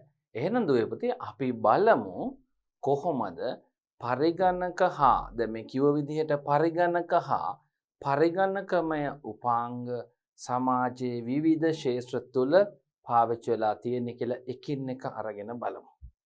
අපි මුලින්ම යනවා අධ්‍යාපන ශේෂ්ත්‍රයට. ඔබ දන්නවා ඔබ අපි ඉන්න ශේෂ්ත්‍රය. දරුවෝ ඉගෙන ගන්න පාසලට යනවා. විවිධ උපකාරක පන්ති වලට සහභාගී වෙනවා. ඊට අමතරව ඔබ පුස්තකාල වලින් පොත්හල් වලින් පොත් අරගෙන බලනවා. මේ රටේ අධ්‍යාපනය අපේ දරුවන්ගේ අධ්‍යාපනය සිද්ධ වෙන ආකාරයෙන් මම කියන්නේ. අන්තර්ජාලයට ගිහලා තොරතුරු ගවේෂණය කරනවා. නේද? ඩීප් এডুকেෂන් වගේ මෙවැනි වෙබ් අඩවි පාවිච්චි කරලා ඉගෙන ගන්නවා. නේද? එතකොට මේ ඔක්කොම අධ්‍යාපනික කටයුතු බවට පත් වෙනවා. මේ සියලුම කාරණා සඳහා තොරතුරු හා සංවේදන තාක්ෂණ ශාස්ත්‍රය තුල තියෙන මේ මොන මම ලොකු වචනයක් කිව්වා තොරතුරු හා සංවේදන තාක්ෂණ ශාස්ත්‍රය. අපි ගැන පස්සේ ඉගෙන ගමු. මේ පරිගණක සහ පරිගණකමය උපාංග පාවිච්චි වෙනවද? එකින් එක බලමු. මේ රූපෙ දිහා බලන්න පුතේ. පන්ති කාමරවල තියෙනවා මේ වගේ ස්මාර්ට් බෝඩ්. මා ඔබට මේ උගන්වන්නේ මේ කියලා දෙන්නේ මේ ලියන්නේ එවැනි ස්මාර්ට් බෝඩ් එකක. මෙහි කාබන් නැහැ. මට මේ නැත්තම් මෙහෙම බලන්න අතින් ඉරක් අදින්න පුළුවන්. මට ඕනනම් මෙහෙම මකණයක් තෝරලා මෙයාව මකන්න පුළුවන්. පැහැදිලි නේද? හොඳයි. එතකොට මේ වගේ ස්මාර්ට් බෝඩ් එකක් පාවිච්චි කරලා අපිට ඉගෙන ගන්න පුළුවන්. මේ ස්මාර්ට් බෝඩ් එක තුල මොනවද කරන්න පුළුවන් දුවේ පුතේ? මේ වගේ විවිධ පින්තූර, වීඩියෝ දර්ශන, ඒ වගේම අපේ පාසලේ තියෙන සාමාන්‍ය කළු ලෑල්ල හෝ සුදු ලෑල්ල වෙනුවට වයිට් බෝඩ් වෙනුවට මේක පාවිච්චි කරන්න පුළුවන් ලියන්න. විවිධ වර්ණ තෝරන්න පුළුවන්. ඔබ දැක්ක නේද? මේ. එතකොට මේ උපාංගය මොකක්ද? පරිගණකමය තාක්ෂණය පාවිච්චි කරලා මයික්‍රෝප්‍රොසෙසර් එකකින් ශුද්ධ සකසනයකින් CPU එකකින් පාලනය වෙන බෝඩ් එකක්. එහෙනම් පරිගණකමය තාක්ෂණය මෙහි තියෙනවා. එහෙනම් ඔන්න බලන්න අධ්‍යාපන ශාස්ත්‍රය තුල අලුත්ම සංකල්පයක් විදිහට ස්මාර්ට් බෝඩ් පාවිච්චි කරන හරි පහසුයි. මෙයාගෙන් ගොඩාක් ලොකු දේවල් කරගන්න පුළුවන්. ඔන්න මම එකක් කිව්වා. තව බලන්න ඔබට ඇසට හුරු ඔබේ පාසලේ පරිගණක විද්‍යාගාරය. ඔබට මෙමගින් පුළුවන් පරිගණක තාක්ෂණය ඉගෙන ගන්න. පරිගණක යන්ත්‍රයත් එක්ක වැඩ කරන්න කොහොමද කියලා ඉගෙන ගන්න. ස්මාර්ට් බෝඩ් එකකින් පරිගණක තාක්ෂණය විතරක් නෙවෙයි, ඉතා විවිධාකාර විෂයන් ගණනාවක් ඉගෙන ගන්න පුළුවන්. ඔබ කැමති ඕනම දෙයක්. ඔබට ඕනම ස්මාර්ට් බෝඩ් එක කරා අන්තර්ජාලයට සම්බන්ධ වෙන්නත් පුළුවන්. පැහැදිලි නේද? හරි. එක් උදාහරණයක් දෙවන උදාහරණය. බලන්න පරිගණක අපි දන්න සාම්ප්‍රදායික ඩෙස්ක්ටොප් හෝ ලැප්ටොප් පරිගණක පාවිච්චි කරලා අපිට අපේ ඉගෙනුම් කටයුතු කරන්න පුළුවන්. මෙවැනි පරිගණක විද්‍යාගාර පාසල්වල පාවිච්චි වෙනවා, විශ්වවිද්‍යාලවල පාවිච්චි වෙනවා. එතකොට මේවා පාවිච්චි කරලා අන්තර්ජාලයට ප්‍රවේශ වෙන්න පුළුවන්. පරිගණක තාක්ෂණය ගැන ඉගෙන ගන්න පුළුවන් සහ වෙනත් විෂයන් ගැන ඉගෙන ගන්න පුළුවන්. මෙච්චරද? මීට අමතරව දුවේ පුතේ අපිට තියෙනවා මෙන්න මෙහෙම සංකල්පයක් LMS කියලා. නිකන් දැනගන්න. Learning Management System. අපිට පුළුවන් වෙබ් අඩවි. DP Education වෙබ් අඩවිය ඔබ සම්බන්ධ වෙලා මේ නරඹනකොට මේ වෙබ් පාදක ඉගෙනීමක්. මේකට කියන පුතේ web based learning කියලා. වෙබ් අඩවි පාදක ඉගෙනීමක්. ඒතර වෙබ් අඩවි පාදක ඉගෙනීමක් මෙහෙම ගත්තම එහිම කොටසක් වශයෙන් අපට ගන්න පුළුවන් LMS එකක්. Learning Management System එකක්. අපි කිසියම් පාඨමාලාවක් හදාරන්න දේශීය විශ්වවිද්‍යාලයක හෝ විදේශීය විශ්වවිද්‍යාලයක රෙජිස්ටර් වුණොත් ලියාපදිංචි වෙලා අපට පුළුවන් පුතේ විශ්වවිද්‍යාලයට නොගින් නිවසේ ඉඳලා මේ වගේ සියලුම විෂය කරුණු අඩංගු වන LMS එකක් කරා ඉගෙන ගන්න. ඒකත් වෙබ් අඩවියක්. හරිද? ඒතර සියලුම කරුණු විශ්වවිද්‍යාලයෙන් අපිට විෂය කරුණු ටික දෙනවා. අපි ගෙදර ඉඳන් ඉගෙන ගන්නවා. විභාගෙත් ඔන්ලයින් ලියන්න පුළුවන් ඕන. සමහර ආයතන විභාගයට එන්න කියනවා. සමහර ඔන්ලයින් විභාග ලියන්නත් දෙනවා. තේරුණාද? එතකොට මේවා වෙබ් අඩවි පාදක ඉගෙනීම LMS Learning Management System අපි කියන පොතේ ඉගෙනුම් කළමනාකරණ පද්ධතිය. තේරුණාද? මෙවැනි අවස්ථාවක් අපට උදාහරණ වශයෙන් ගන්න පුළුවන් අධ්‍යාපන ශාස්ත්‍රයේ පරිගණක සහ පරිගණකමය උපාංග භාවිත කරන. මේවට ප්‍රවේශන ඔබට පරිගණකයක් තියෙන්න ඕන. මේව තිබෙන්නේ ලෝකේ එක එක දැවැන්ත පරිගණක සේවා යෝජක කියලා අපි කියන ලොකු පරිගණක තියෙනවා. එක එක රටවල අන්නේ පරිගණක වලට තමයි මේ වෙබ් අඩවි දාලා තියෙන්නේ. ඔබ එහෙම දැනට හිතාගන්න. ඔබ තාම 6 චුටි දරුවෝ නිසා ලොකු පරිගණක තියෙන ඔබේ ගෙදර තියෙන පරිගණක වගේ නෙවෙයි ඊට විශාල. හරි නේද? දැවැන්ත ගොඩනැගිල්ලක් තරම්. එම පරිගණක වලට තමයි මේවා ගබඩා කරලා තියෙන්නේ. ඒතර අන්තර්ජාල ඕන තැනක ඉඳන් අපිට ඒවා බලන්න පුළුවන්. එහෙම මතයන් දුයි පුතේ. එහෙනම් මම ඔබට උදාහරණ කිහිපයක් කිව්වා අධ්‍යාපන ශාස්ත්‍රය තුළ අපි පරිගණක සහ පරිගණකමය උපාංග භාවිත කරනවා. මීට අමතරව අපි CD වල තියෙන ඉගෙනුම් ද්‍රව්‍ය පරිගණකයක් පාවිච්චි කරලා පරිශීලනය කරනවා. ඒ කියන්නේ නරඹනවා, ඉගෙන ගන්නවා, කියවනවා. හරි නේද? හොඳයි. මේ උදාහරණ පැත්ත ගත්තේ අපි ඉගෙන ගන්න පාවිච්චි කරනවා. ඒ විතරක්ද? පාසල් විශ්වවිද්‍යාල වැනි අධ්‍යාපන ආයතන වල තියෙන පොතේ කළමනාකරන වැඩක්. ඒ කියන්නේ පරිපාලන වැඩක්. ඔබේ පාසලේ විදුහල්පතිතුමා, නියෝජ්‍ය විදුහල්පතිතුමාලා තුමියන්ලා. තවත් ඉන්නවා පරිපාලනකාරයට සම්බන්ධ වෙන කළමනාකරණකාරයට සම්බන්ධ වෙන නිලධාරීන් මේ ඔක්කොම එකතු වෙලා පාසල් දරුවන්ගේ නාම ලේඛන පවත්වා යනවා, ලිපි ලේඛන හදනවා, නේද? ප්‍රගති වාර්තා හදනවා, තොරතුරු ගබඩා කරනවා. මේ සියල්ලම වර්තමානයේ බොහෝ විට පරිගණකගත වෙලා තියෙනවා. එහෙනම් පාසලේ ඉගෙනුම්, ඒ කියන්නේ ඉගෙන ගන්න කාර්යයටත් පරිගණක සහ පරිගණකමය උපාංග පාවිච්චි වෙනවා. පාසලේ කළමනාකරණ කටයුතු කරන්න, පාසලේ පාලනය කරන කටයුතු කරන්නත්, පරිපාලනය කටයුතු කරන්නත් දුවේ පුතේ පරිගණක පාවිච්චි වෙනවා. මම මේ සරල රූපයෙන් පෙන්වන්නේ වෙන දෙයක්. නේද? දරුවන්ගේ දෙමාපියන්ගේ විස්තර අඩංගු කරලා අපි කොම් පරිගණකයක් තුල පවත්වාගෙන යනවා. ඒ තුලින් ලේඛන හදනවා. හරිද? ඔබට චරිත සහතිකයක් දෙන්න ඕන නම් පරිගණකයෙන් print කරලා දෙනවා.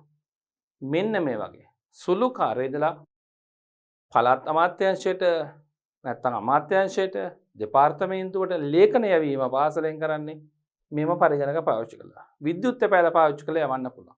ඒතර විද්‍යුත් තැපෑල පාවිච්චි කළා ඊමේල් එකක් යවන්න ගියාම ඔබ ඊමේල් ගැන අහලා තියෙනද ඔය පුතේ? ඊමේල් එකක් යවන්න ගියාම අපිට පරිගණකයක් අවශ්‍යයි. එහෙනම් පාසල කියන පරිශ්‍රය තුල නැත්නම් විශ්වවිද්‍යාලය කියන පරිශ්‍රය තුල මම මේ ආයතන දෙක විතරක් ගන්න.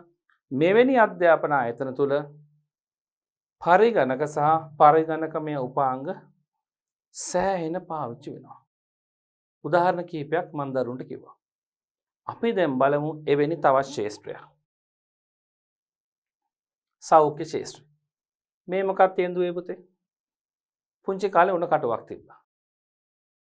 වීදුරු වලින් හදලා තියෙන රසදිය පුරවලා එක කටේ හෝ මේ අතට යටින් තබලා උෂ්ණත්වය මයිනවා. වර්තමාන වෙනකොට මේ සඳහා තියෙන්නේ පුතේ ඩිජිටල් උපාංගයක්. මේ උණ කටුව අංකිත උණ කටුවක්. හරි නේද? බලන්න තිරයක් තියෙනවා මෙතන. මෙතනින් බටන් එකක් තියෙනවා. දැන් මෙතන සෙල්සියස් අංශක 37යි කියලා තිරේ සටහන් වෙනවා. මේ කොටසෙන් තමයි සෙන්ස් වෙන්නේ. සංවේදකයේ තියෙන්නේ. හරිම පහසුයි මේක මනින්න නේද? මේ මර හොල්ල ගස ඔක සෑහෙන මහන්සි වෙන්න ඕනේ නේද? එකසර පාවිච්චි කරන්න පුළුවන්. එතකොට මේ තුල තියෙන පුතේ පුංචි මයික්‍රෝ චිප් එකක්. එමගින් තමයි මේක පාලනය කරන්නේ. නැත්තම් IC එකක්. මම අර කලින් පෙන්නුවා වගේ මයික්‍රෝ කන්ට්‍රෝල් එකක් කියලා හිතන්න. එතකොට embedded device එකක්. නිහිත පරිගණක උපාංගයක් වශයෙන් මේක සලකන්න පුළුවන්. ඊට අමතරව රෝහල් වලට තියෙනවා පුතේ ශල්‍යාගාර. මේ ශල්‍ය කටයුතු කරන්න ගියාම රෝගීන්ගේ හෘද ස්පන්දනය මයින්න ඇතුළු බොහෝ පරීක්ෂණ සඳහා මෙන්න මේ රූපේ පේනවා වගේ බලන්න පුතේ. තා දියුණු උපාංග තියෙනවා. මේ බලන්න පරිගණක තිර සහිත තිර 1 2 3 4යි 4ක් තියෙනවා මෙතනම. ඒතර එක රෝගියෙක්ගේ ශල්‍ය කර්මයක් කරන්න දියුණු තාක්ෂණික උපාංග රාශියක් පාවිච්චි කරනවා. මේ ඔක්කොම පරිගණක තාක්ෂණයෙන් දියුණු කරපුවා. එතකොට පරිගණකමය උපාංග සෞඛ්‍ය ශාස්ත්‍රයේ දියුණු වෙන්නෙම පුතේ පරිගණකමය තාක්ෂණය පාවිච්චි කරලා. වෛද්‍යවරුන් මැනුවලි අපි කියන වුන් අතින්ම කරපු දේවල් වර්තමාන වෙනකොට යන්ත්‍ර හරහා ඉතා වේගයෙන් ස්වයංක්‍රීයව කරන්න පුළුවන් වෙලා තියෙනවා. ඊට අමතරව අපිට පුළුවන් මේ සෞඛ්‍ය ශාස්ත්‍රයම දාලා ගත්තොත් පෞද්ගලිකව අපිට වෛද්‍යවරයෙක් channel කරගන්න පුළුවන් අන්තර්ජාලය හරහා. අපේ පරිගණකය පාවිච්චි කළා ජංගම දුරකථන නැමැති පරිගණක උපාංගය පාවිච්චි කළා අපිට පුළුවන් e-channel වගේ අපි කරගෙන e-channeling කියලා අපිට channel කරලා වෛද්‍යවරයෙක්ගේ කාලය වෙන් කරගන්න පුළුවන්. මේකත් අයිති වෙන්නේ සෞඛ්‍ය ශාස්ත්‍රයේ පරිගණකය පාවිච්චි කරන අවස්ථාවක් විදිහට. මම සරල උදාහරණ කිහිපයක් කිව්වා. මේ වතුල ඔබට අහුවෙනවා මේ වගේ වචන. ECG, EEG, X-ray නේද? මේ වගේ ගොඩාක් තියෙනවා. තව ස්කෑනින් ගොඩාක් තියෙනවා නේද? මෙන්න මේවා. PET ස්කෑන් යන්ත්‍රය ඔබ අහලා ඇති. මේ ඔක්කොම පරිගණක තාක්ෂණයෙන් දිනු කරපු යන්ත්‍ර. එහෙනම් සෞඛ්‍ය ශාස්ත්‍රයේ දුවේ පුතේ ඉතා විශාල පරිගණක සහ පරිගණකමය උපාංග ප්‍රමාණයක් භාවිත කරනවා. සරලව මේ උදාහරණ දෙක පමණක් ඔබට මම ඉදිරිපත් කරා. අපි ළඟට බලමු තව මොනවද අපට හමුවන ශාස්ත්‍ර මේ විදිහට පරිගණක සහ පරිගණකමය උපාංග භාවිත වෙන. තවත් වැදගත් ශාස්ත්‍රයක් තමයි දුවේ පුතේ කෘෂි කර්මාන්තය කියන ශාස්ත්‍රය. කෘෂි කාර්මික කටයුතු වලට පරිගණක පාවිච්චි වෙනවද? ඔබ දකින සාමාන්‍ය කුඹුරක එම පරිගණක හෝ එවැනි උපාංග පාවිච්චි කරනවද? ඔබ කියයි බොහෝ විට නෑ කියලා නේද? නමුත් දියුණු ගොවිපළවල් තියෙනවා. ලංකාවේ තරමක් භාවිතය අඩුයි. හැබැයි නෑ කියන්න බෑ. භාවිතන අවස්ථා තියෙනවා. විවිධ ගොවිපළවල. right? හැබැයි ලෝකේ බොහෝ රටවල විශේෂයෙන් දියුණු රටවල ඔබට මේ රූප උදාහරණ ගන්න. මෙතන තියෙනවා ඩ්‍රෝන් යානයක් පාවිච්චි කරනවා මේ පුංචි පරිගණකයෙන් මේ ඩ්‍රෝන් යානය හසුරවලා කාර්යයන් කිහිපයක් කරගන්න පුළුවන්. සමහර විට මේ ඩ්‍රෝන් යානය පාවිච්චි කළ පුතේ කෘමිනාශක ඉන්න පුළුවන්. එතකොට මේ වැඩේට මිනිසුන් යොදාගත්තා නම් කී දෙනෙක් ඕනද අක්කරයක් වගේ ප්‍රදේශයකට. තනි එක්කෙනෙකුට පුළුවන් මේ සියලු දෙනාම වෙනකොට මේක කාර්යක්ෂමව එක දවසකින් ඉවර කරන්න. මිනිසුන් 5 දෙනෙක් ගත්තොත් දවස් 2-3ක් ගන්න වැඩක්.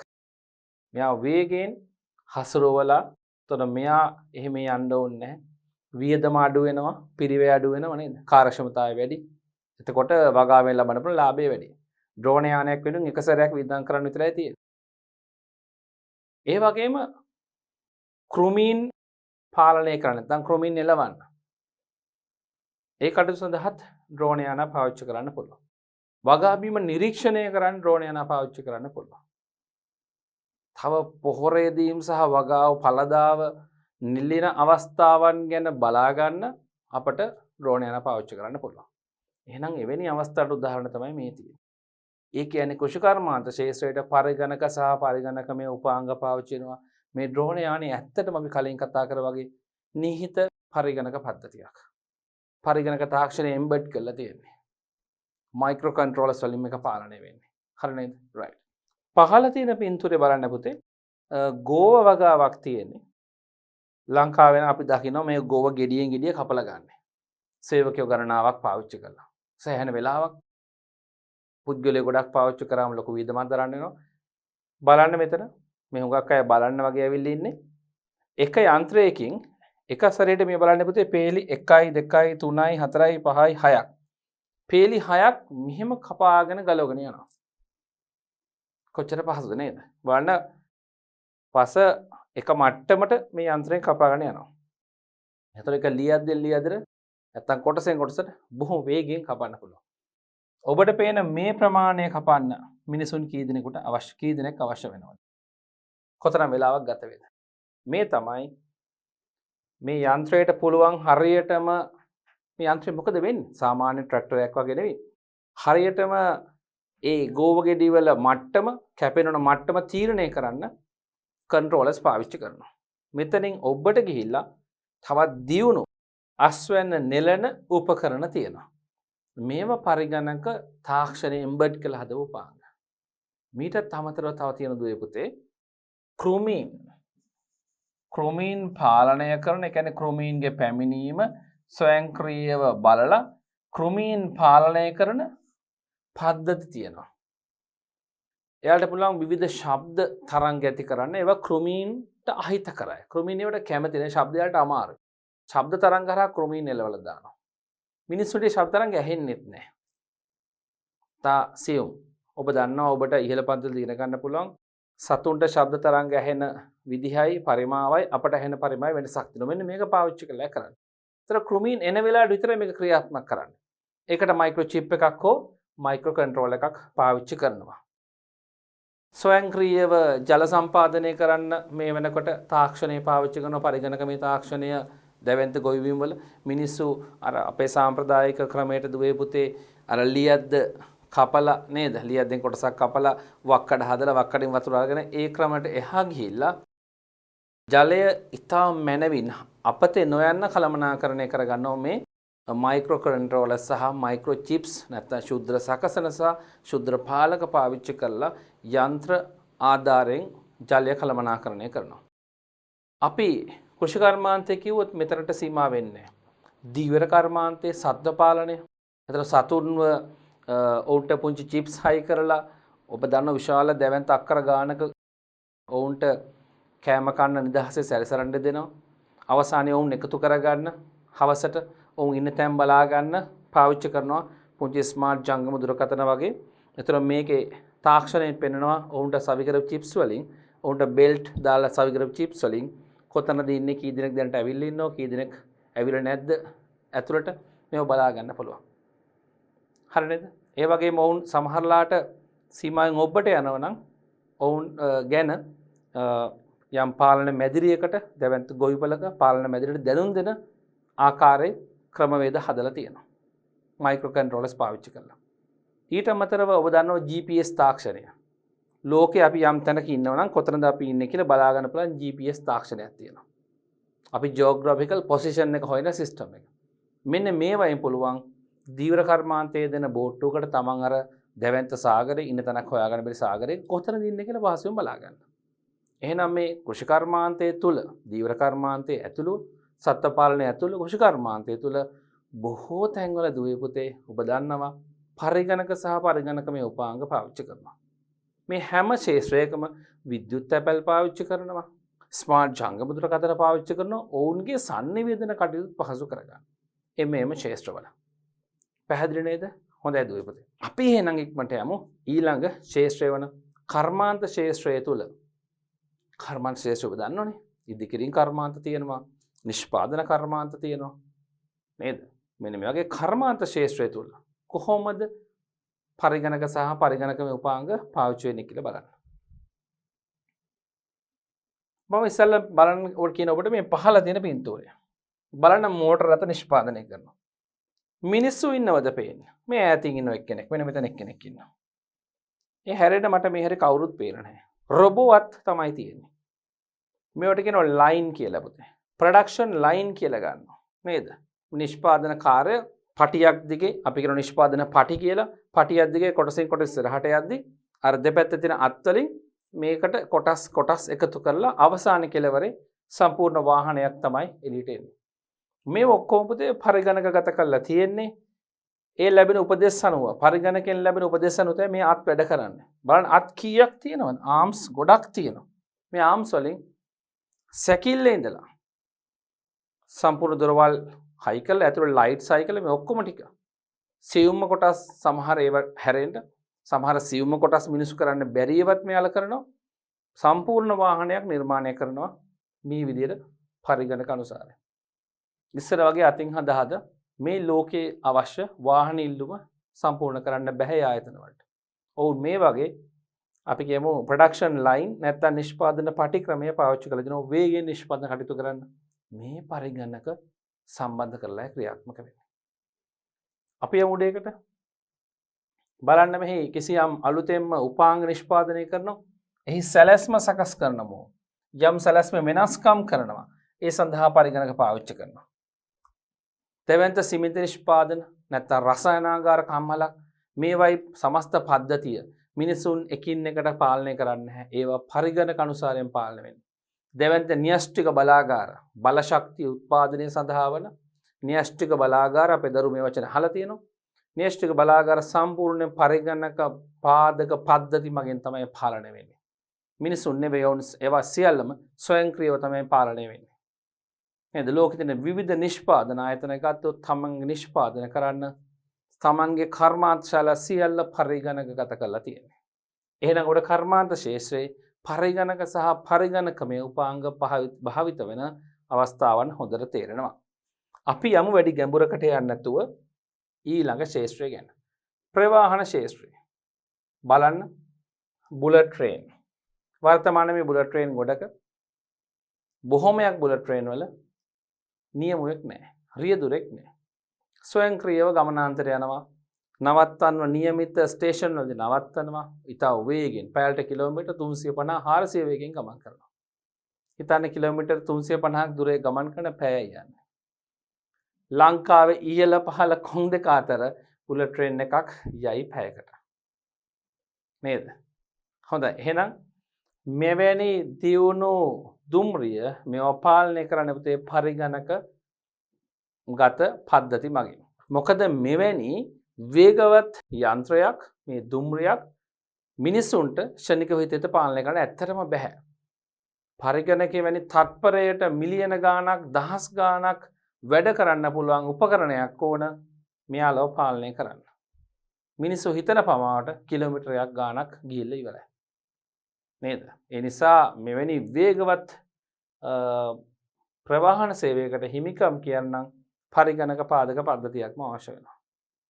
මීට අමතරව ඔබ දැක්ක මං කලින් නිහිත උපාංගවලදී කියලා දුන්නා ට්‍රැෆික් ලයිට් සිස්ටම්. නේද? වෙනද වගේ පොලිස් නිලධාරී මහත්තයෙක් නැහැ. නේද? වාහන ප්‍රමාණය අනුව වෙනස් වෙනවා. දැන් ලංකාවේ පාවිච්චි කරන සමහර ට්‍රැෆික් ලයිට්ස් ඒවට දීපු මුලින්ම දී උපදෙස් අනුව සාමාන්‍යයෙන් වැඩ කරනවා. හරිද? නමුත් මේ පරිගණක නැත්තම් පරිගණක පාදක මයික්‍රෝ කන්ට්‍රෝලර්ස් වලින් පාවිච්චි වෙන ට්‍රැෆික් ලයිට්ස් වෙන පුතේ හසුරවන ඒවා හදිසියෙම යම් පාරක එම වෙලාවට සාමාන්‍යයෙන් ට්‍රැෆික් එක වැඩි නැති වෙලාවක අමුතු හේතුවක් මත විශේෂ හේතුවක් මත ට්‍රැෆික් එක වැඩි වුණොත් ඒක පාලනය කරන්න තමන්ගේ සෙන්සර්ස් කැමරාස් පාවිච්චි කරලා ලබා ගන්න දර්ශන මත ඔවුන්ගේ පාලන ක්‍රමය වෙනස් කරලා ඔවුන් ට්‍රැෆික් ලයිට්ස් වෙනස් විදිහකට හසුරවලා මේ ට්‍රැෆික් ජෑම් එක මේ මාර්ග තදබදය ලිහිල් කරන්න උත්සාහ ගන්නවා. ඒක ඔක්කොම මයික්‍රෝ කන්ට්‍රෝලර්ස් වලින් පාලනය වෙන්නේ. ඒ කියන්නේ පරිගණකගත පද්ධතියකින් තමයි පාලනය වෙන්නේ. අපි ගත්ත නිව්යෝක් වගේ දැවැන්ත නගරයක සම්පූර්ණම මාර්ග පාලනය ඒ වාහන හෝමාරුව පාලනය මාර්ග සලකුණු අනුව ට්‍රැෆික් ලයිට්ස් පාවිච්චි කරලා ඒ මාර්ග තදබදය රථවාහන හැසිරවීම කරන්නේ අන්නේ පරිගණක පාදක පද්ධති මගින්. එහෙනම් ඔබට තේරෙනවා පුතේ ප්‍රවාහන ශාස්ත්‍රය තුලත් පරිගණක පාදක පද්ධති තියෙනවා. මෙතනින් එහාට ගියොත් අපි කියමු දුම්රිය ගමන් ප්‍රවේශ පත්‍ර අපිට පුළුවන් අන්තර්ජාලය හරහා වෙන් කරගන්න. අපේ ස්මාර්ට්ෆෝන් එකෙන් වෙන් කරගන්න පුළුවන්. ඒ වැඩේ කෙරෙන්නේ පරිගණක පාදක. දුම්රිය කාලසටහන, ගුවන් කාලසටහනක්, නැව් හෝ බෝට්ටු ප්‍රවාහන කාලසටහන මේවා සකස් වෙන්නේ පාලනය වෙන්නේ හසුරවන්නේ පරිගණක පාදක පද්ධති මගින්. ඔබට දැන් තේරෙනවා ප්‍රවාහන ශාස්ත්‍රය කොපමණනම් පරිගණක සහ පරිගණක ආශ්‍රිත විභාග පාලනය වෙනවද කියලා. ගුවන් ගමන් ටිකට් පත් වෙන් කිරීම, ගුවන් ගමන් පාලනය කිරීම, අහසේ පාරවල් නැහැ නේද පුතේ? එහෙනම් ගුවන් යාන නියමිත ගමන් මාර්ගයේ ගමන් කරවන්න, ඔවුන් පාලනය කරන්න, ගුවන් යාන දෙකක් අහස දෙක විට ගැටෙන එක වළක්ව ගන්න, ගුවන් යාන දෙකක් එකම ධාවන පත එක විට ගොඩ බාන උත්සාහ කළ ගැටීම් වළක්වන්න. මේ අතර සම්බන්ධ තියාගෙන මිනිසුන්ට සහාය දෙනවා. ඒ පරිපාලන නිලධාරීන්ට සහාය දෙනවා. ගුවන් ගමන් පාලකවරයන්ට සහාය දෙනවා පරිගණක පාලක පද්ධතිය. එහෙනම් ඔබට තේරෙනවා කොපමණනම් භාවිතයක් තියෙනවද ප්‍රවාහන ශාස්ත්‍රය තුල පරිගණක සහ පරිගණකමය උපාංග. මම දීර්ඝ වශයෙන් විස්තර කරගෙන ආවා. ඔබට මේ ටික හොඳට තේරුණා කියලා මම හිතනවා. දැනට අපි කතා කරා පුතේ අධ්‍යාපන ශාස්ත්‍රය තුල, සෞඛ්‍ය ශාස්ත්‍රය තුල, කෘෂිකාර්ම ශාස්ත්‍රය තුල සහ කර්මාන්ත ශාස්ත්‍රය තුල වගේම අවසානයේ ප්‍රවාහන ශාස්ත්‍රය තුල කොහොමද පරිගණක සහ පරිගණකමය උපාංග එම කටයුතු කාර්යක්ෂම කරන්න දායක වෙන්නේ කියලා. උදාහරණ වශයෙන් මම කිව්වා. ඔබ මේ වීඩියෝ දර්ශන නැවත නැවත බලලා මේ කරුණු සටහන් කරගන්න. ඔබේ වචන වලින් සටහන් කරගන්න. නිශ්චිත වචන පස්සේ යන්න එපා. ඔබට තේරෙන දේ ඔබේ වචන වලින් ලියා ගන්න. මේ වචන වලට කලබල වෙන්න එපා. ඔබට සරල වචන අවශ්‍ය සරල වචන ලියා ගන්න. මා මේ කියන සංකීර්ණ වචනත් එකතු කරලා කැමති නම් ලියා ගන්න. මේ නෝට් එක හදාගෙන ඔබ අදහස ගන්න කොලේ ලියන දෙයට වඩා හරි වැදගත් ඔබ මේක තේරුම් අරන් ඔබේ මනසේ නදව ගන්න එක. හොඳයි දුප්තේ. අපි යමු අවසාන වශයෙන් පරිගණක පාදක පද්ධති පාවිච්චි වෙන ශාස්ත්‍රය තමයි මූල්‍ය ශාස්ත්‍රය. හොඳම උදාහරණය තමයි මේ තියෙන ATM යන්ත්‍රය. බලන්න. ATM යන්ත්‍රයකින් මුදල් ගන්න ගියාම බැංකුවක ලොකු පොලිමක ඉන්න ඕනේ නැහැ. පොලිං බැංකුව ඇතුලේ පොලිං අඩු වෙලා දෙන එක නිලධාරියෙක් ගාව ගණන් කරුව ගොඩාක් පිරෙන්නේ නැහැ. ATM යන්ත්‍ර ප්‍රමාණය වැඩි කරාම ස්වයංක්‍රීයව මුදල් තැන්පත් කරන්න, මුදල් අපව ගන්න, වෙනත් බැංකු කටයුතු කරගන්න පුළුවන්. සියල්ලම නොවුනත් බොහෝ ප්‍රමාණයක්. ඔබේ අම්මා තාත්තා ඔබේ වැඩිහිටි අයියලා අක්කලා මේ දේවල් කරන ඔබ දැක ඇති. ඔබ නිරීක්ෂණය කරන්න ඇති. නේද මේ පුතේ? එහෙනම් මූල්‍ය ශාස්ත්‍රයේ මේ ATM යන්ත්‍ර පාලනය වෙන්නේ පරිගණක පාදක පද්ධති මගින්. ඊට අමතරව මා ඔබට බෑකප්ස් ගැන කියලා දෙන්න ගිහිල්ලා නැත්නම් උපස්ථ ගුණ ගැන කියලා දෙන්න ගිහිල්ලා බැංකුවක උදාහරණයක් ගත්තා. බලන්න හිදී දෛනිකව කෙරෙන සියලු ගණන්දනු කොළවල ලියලිය ඉන්නේ නැහැ. ඒක ස්වයංක්‍රීයම පරිගණකයට යම් බැංකු නිලධාරියෙක් තමන්ගේ ඉදිරියේ තියෙන පරිගණකයට එන්ටර් කරාම ඒ පරිගණකය හරහා මේවා ප්‍රධාන විශාල දැවැන්ත පරිගණකයක ප්‍රධාන කාර්යාලය ගබඩා වෙනවා. ඊට අමතරව මේ කොපියක් තව තැනක ගබඩා වෙනවා. මේ සියල්ල ඉබේ සිද්ධ වෙන්නේ කවුරුත් කරන්නේ නැහැ දුවේ පුතේ.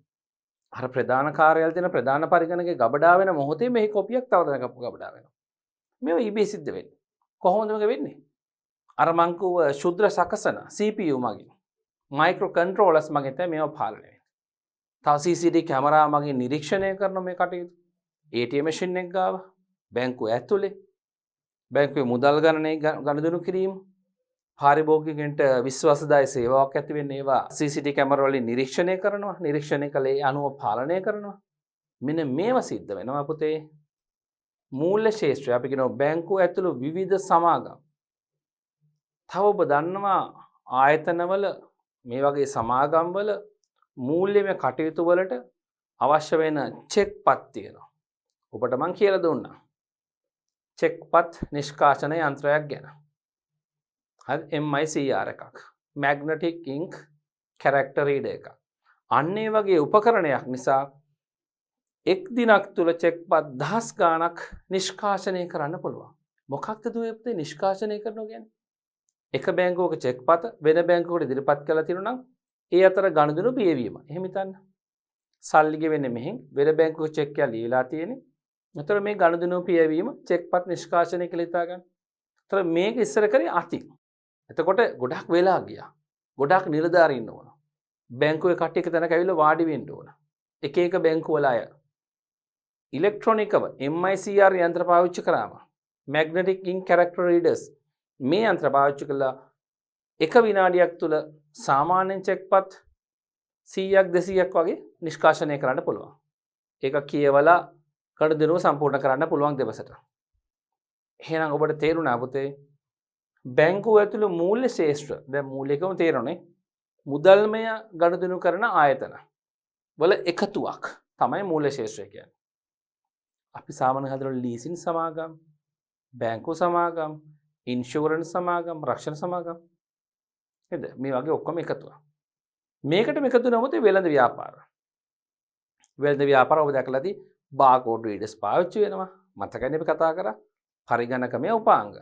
පරිගණක ආශ්‍රිත උපාංග. QR කෝඩ් පාවිච්චි වෙනවා. හරි නේද? CCTV කැමරා පාවිච්චි වෙනවා. මේක තනකින් පාලනය වෙනවා. මේ වගේ මූල ශේෂ්ත්‍රයේ වෙළඳාම් ශේෂ්ත්‍රයේ වාණිජ්‍ය ශේෂ්ත්‍රයේ පරිගණක සහ පරිගණකමය උපාංග ඉතා මැනවින් භාවිත වෙනවා. ඔබට හඳුනා ගන්න පුළුවන්. ඔබට නිරීක්ෂණය කරන්න පුළුවන්. දැන් අද ඉඳලා මේ දේවල් ඔබේ අම්මා තාත්තා එක්ක අයියලා අක්කලා එක්ක විවිධ තැන්වලට ගියාම නිරීක්ෂණය කරලා බලන්න ඕනේ. මේ සර් කිව්වේ ඇත්තද? මේවා මෙහෙම තියෙනවද? ඔබට යම් කුතුහලයක් තියෙනවා නම් ඒ තැන්වල ඉන්න අයගෙන් අහන්න. මාමේ මේක කොහොමද වෙන්නේ? නැන්දේ මේක කොහොමද වෙන්නේ කියලා අහලා බලලා ඔබ ඒක ඉගෙන ගන්න. ඔවුන් ඔබ පොඩි දරුවෝ නිසා ඔබට කියලා දෙයි බොහොම ආදරෙන්. ඔවුන් කාර්යබහුලව ඉන්න පුළුවන්. ඔවුන්ට හැකි පමණින් ඔවුන් කියලා දෙයි. ඔබේ අම්මා තාත්තගෙන් අයියලා අක්කලාගෙන් මේව ගැන අහන්න. එතකොට ඔබට මා මේ ඉගෙනු දේ නැවත නැවත මතක් වෙයි. හොඳයි එහෙනම් දුවේ පුතේ. අපි මේ ඇවිත් ඉන්නේ අපේ පාඩමේ අවසාන කොටසට. අපේ 6 ශ්‍රේණිය තොරතුරු හා සංනිවේදන තාක්ෂණය විෂය තුල අපි කතා කරමින් ඉන්නේ පළවෙනි පාඩම.